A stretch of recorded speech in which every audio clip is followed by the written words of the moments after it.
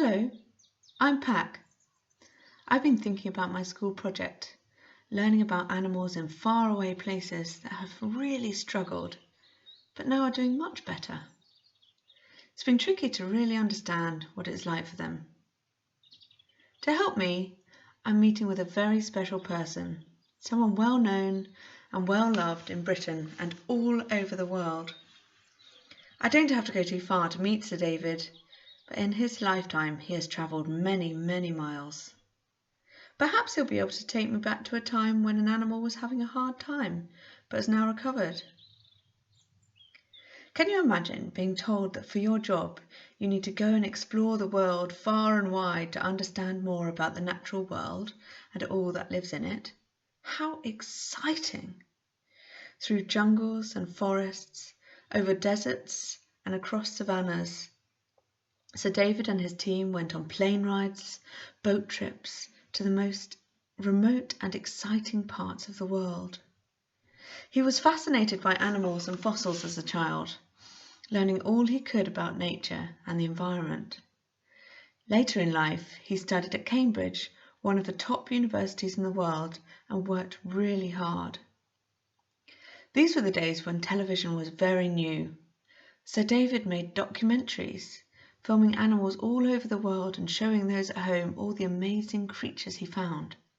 Wow! Sir David had lots of amazing wildlife encounters. In Rwanda, he sat with the mountain gorillas as they investigated him closely and allowed him into their world. I have the pleasure today of reliving the experience and jetting back in time to meet him deep in the forest of Rwanda. What a treat! Come along with me, let's see what it's like. Deep in the high up mountains on the volcano slopes of Rwanda can be found a group of gorillas. Now, we've travelled back 40 whole years. Gorillas are some of the rarest of the great apes. Do you know what a great ape is? Apes are the animals which are most closely related to humans on Earth. The great apes are made up of gorillas, chimpanzees, orangutans, and bonobos. Apes are intelligent, and they don't have tails like monkeys do. Gorillas are the largest of the apes. They have long arms and thick black hair and live in Western and Central Africa where the conditions are tropical. Sir David was here to present a documentary about gorillas and explored the rainforest where he knew of a group of gorillas that had been studied for many years by scientists, and so they got a bit used to people being close to them. Even though the gorillas had seen people lots before, it was important to approach them carefully. You have to be sure not to be too hidden, though, as if they get a surprise, like many animals, they are more likely to react and charge as if they were going to be attacked. As we approached carefully, Sir David could see that there was a gorilla sat high up in the tree.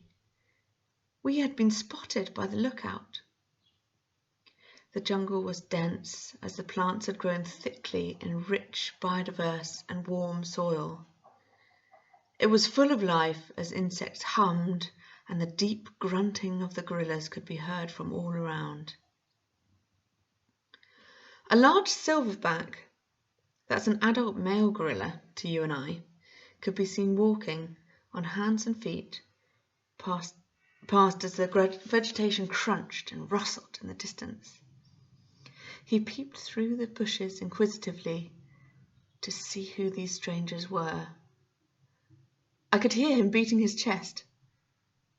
It was a bit scary. Sir David had said that this is the way that they showed their strength and warned others to keep out of their territory. My heart was beating really fast. I was all of a quiver. Gently, we continued, crawling on the forest floor, slowly and pretending to be as much like a gorilla as we possibly could. Soon we saw more gorillas from every direction, They cautiously approached us, keeping a careful eye on what we were doing. We sat still and let them take the lead. Some of them clambered over branches. Others just sat and watched us. Sir David was sure that more information was passed in a single glance between us and a gorilla than any other animal he had seen in the wild. We sat within just a couple of meters of one of the gorillas. It was such a privilege to observe them so closely. We had been allowed and accepted into their community. I knew this was a special encounter to be remembered for a lifetime. And nowadays you just can't get so close. With such similar sight, smell and taste to us, these gorillas are just magical to see up close, knowing that we could see the world in the same way as they do. They live in the same sort of family groups as we do. They walk around as we do, although they are so much stronger and more powerful than we are. Vulnerable in their presence, we watched as they played with their young and ate leaves. Gently, they watched us right back, and soon we could tell that we were not making a difference to the way that they were behaving. We had been allowed into their natural world. They lounged on the ground, grooming one another, picking out insects from each other's hair. The big male silverback looked so peaceful. He sat enormous, as if checking his fingernails. A large yawn reminded me of his strength, as I could see his long, sharp teeth before me. He only used his power when he was defending his family from another male gorilla. He was the leader, unpredictable and strong, reliable and hugely protective. He was not a character to get on the wrong side of. But violence within the group was very rare, although we did watch as some of the younger gorillas practiced beating their chests and play fighting. One day the young males would branch off from their family and create their own family group, but they would have to fight off another male first. It was amazing watching these beautiful creatures experiencing the world as they did. But why were they so endangered? What could possibly cause damage to these great apes high up in the forested volcanoes of Rwanda? I did some research and spoke to some scientists locally, and it became clear that deforestation, that's the clearing of huge forested areas, mainly for farming, was the biggest threat to their existence. Without the habitat, that's where they live, they could no longer find the food that they need to survive. Not only are the gorillas affected, but all the other organisms that rely on them and that are supported by their ecosystem would change too. Gorillas were also threatened by poachers, that's people hunting them. Together, this was damaging their population so much that it looked like there was soon not going to be any more left.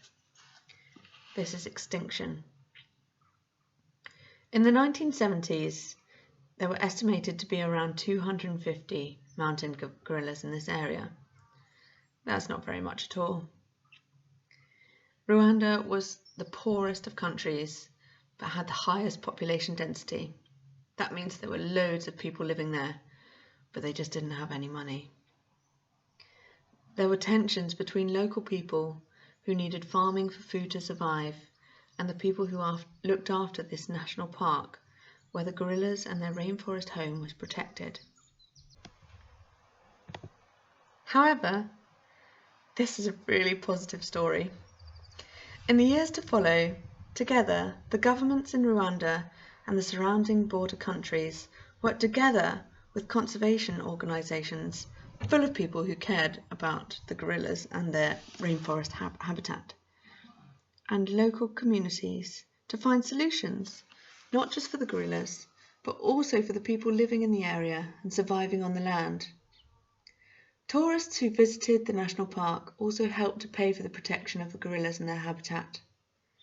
Since then, the rainforest is no longer cut down to make way for farmland. That is a major achievement. The gorilla population has recovered and their numbers have just reached 1,000. That's 4 times bigger than all those years ago. What an amazing story. If we make a plan for change and work hard with others to make the solutions work, we can all make a difference. What happens next is up to every one of us.